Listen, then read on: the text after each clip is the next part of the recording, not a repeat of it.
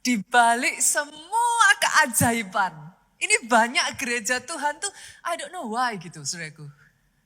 Tapi ada sangat banyak gereja Tuhan, itu almost kayak discredited ini gitu Bu. Banyak gereja Tuhan bahkan kayak nggak menyadari gitu.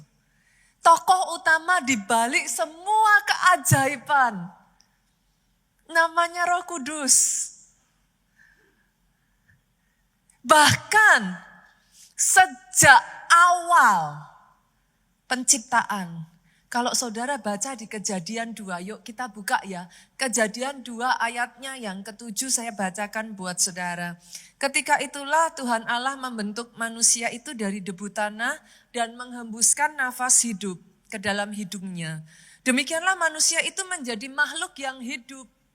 Dari ayat ini bolehkah saya mengatakan kepada saudara, berarti sebelum ada hembusan nafas itu Bu, sebelum ada yang namanya nafas hidup, sebelum ada yang namanya nafas ilahi itu, bolehkah menurut ayat ini saya katakan, kita ini manusia sebenarnya benda mati loh.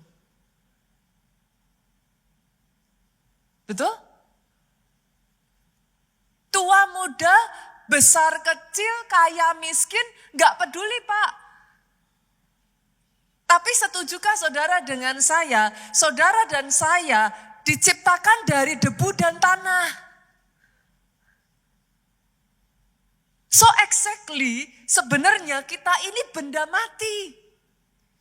Sampai si benda mati ini Pak, debu dan tanah ini bersentuhan dengan nafas ilahi.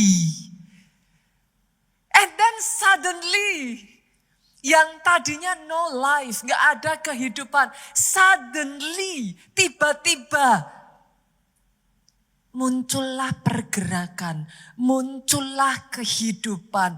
Tiba-tiba, dengar ini Bapak Ibu, there is purpose of life. Saudara boleh beli laptop ataupun komputer, semahal-mahalnya berapa sih saudaraku? Even saudara boleh beli puluhan juta sampai ratusan juta pun. Pak kalau gak ada baterainya emangnya bisa nyala? Enggak.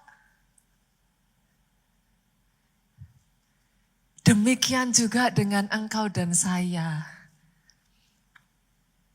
Sebelum Roh Kudus ada, sebelum nafas itu dihembuskan.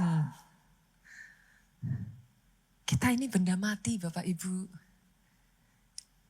Bolehkah saya mengatakan, itu sebabnya kita butuh Roh Kudus. Kita butuh dibawa masuk dalam kedalaman new depth. Bersama dengan Roh Kudus. Di 2026 ini Bapak, Ibu, sadly saya harus mengatakan ini. Kalau kau mau ngalamin new wonder, tidak bisa tanpa Roh Kudus. Dia tokoh utama di balik semua keajaiban di muka bumi ini. Momen di mana debu dan tanah berubah menjadi manusia yang bergerak, punya tujuan dan hidup sesungguhnya adalah first moment. Momen pertama new wonder terjadi atas kehidupan manusia. Dan kabar baiknya Roh Kudus itu bukan hanya memberikan hidup. Kalau sekian ribu tahun yang lalu saudaraku, dari debu tanah yang mati aja, dia bisa hidupkan loh. I don't know apa yang sudah mati dalam hidupmu. Kasihmu yang semula sama Tuhanmu udah mati. Pernikahan, hubungan di dalam keluargamu sudah mati, I don't know. Let me know saudaraku, apa yang sudah mati? Kelompok selmu, kecintaanmu akan hadirat Tuhan sudah mati? Apimu sudah mati? Izinkan saya mengatakan ini, kalau dulu dia bisa menghidupkan debu dan tanah, saya perkatakan atas hidupmu, atas hidupmu, atas hidupmu. Pernikahan itu dihidupkan kembali, api yang sudah padam itu dikobarkan kembali. Jiwa yang sudah kering itu dihidupkan kembali. Boleh tepuk tangannya yang paling meriah buat Yesus Tuhan kita. Karena kabar baiknya dia bukan hanya membawa kehidupan loh Bapak Ibu. Roma pasalnya yang ke-15 ayat 19 bagian A, bahkan dikatakan di dalam terjemahan King James, saudaraku, through mighty sign and wonders, by the power of the Spirit of God. Berarti Roh Kudus, dia mengerjakan tanda dan mujizat. Ada di sini yang gak butuh mujizat? Saya definitely butuh. Ada di sini yang bahkan berkata, Pastor aku butuh tanda dari Tuhan gitu. I need the sign. I feel like saya ada di persimpangan gitu. I don't know what to do. I need the sign.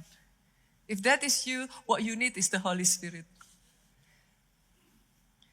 Kalau engkau berkata, Pastor, I feel like I'm hopeless. I feel like I'm powerless. Tidak berdaya gitu. Hari ini saya berkata, biarlah yang tidak berdaya berkata, aku ini pahlawan ketika Roh Kudus membangkitkan kembali. Oh, yang powerless jadi powerful. Hari ini saya ingin membawa saudara, mau gak mau saudaraku kalau berbicara tentang Roh Kudus ini saudara, kenapa kok peranan Roh Kudus ini jadi begitu penting gitu. Saya tuh hanya heran aja, kenapa ya ada banyak gereja yang tidak menekankan peranan Roh Kudus ini gitu. As though even kayak bahkan disingkirkan gitu.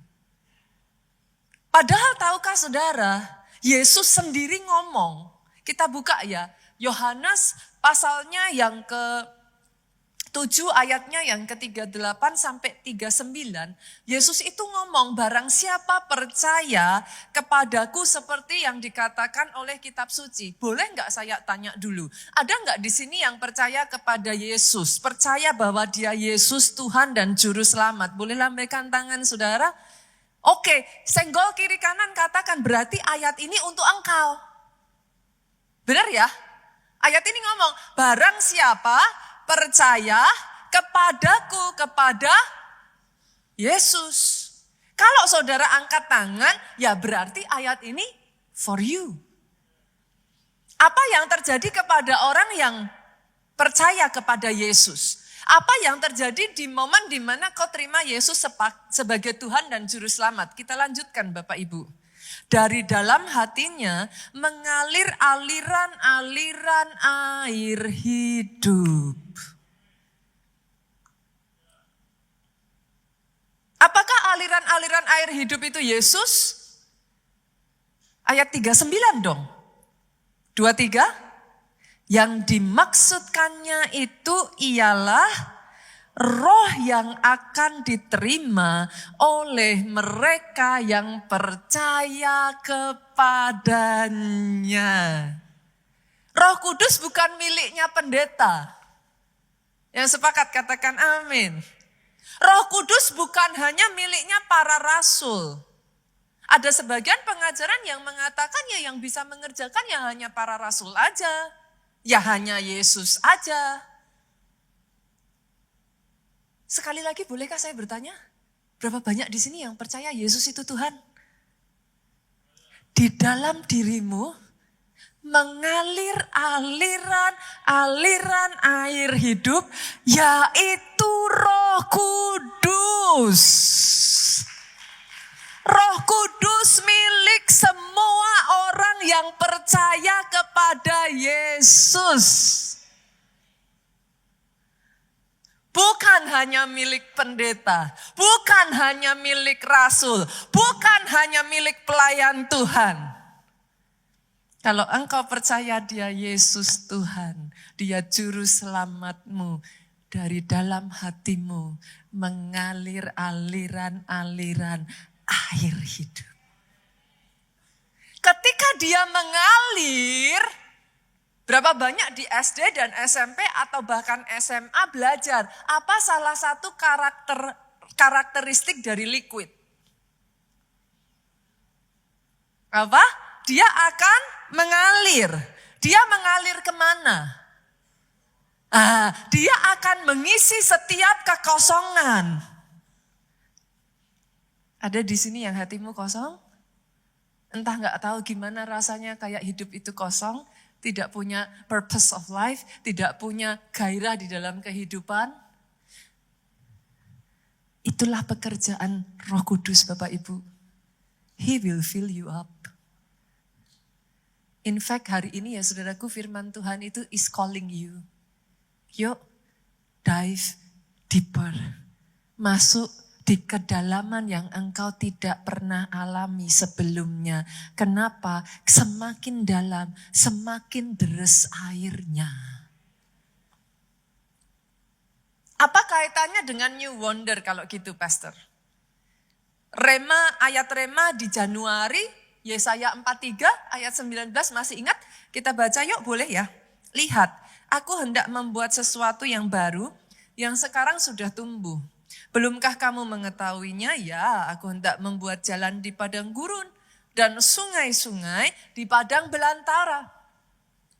Yohanes 7 tadi ngomong, barang siapa percaya, Yesus bilang dalam dirimu ada Roh Kudus. Roh Kudus itu seperti aliran-aliran air.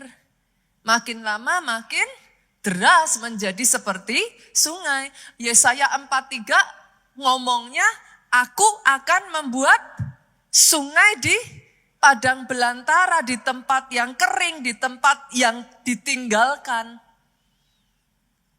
Bolehkah saya mengatakan ini? Saudara bisa lihat benang merahnya?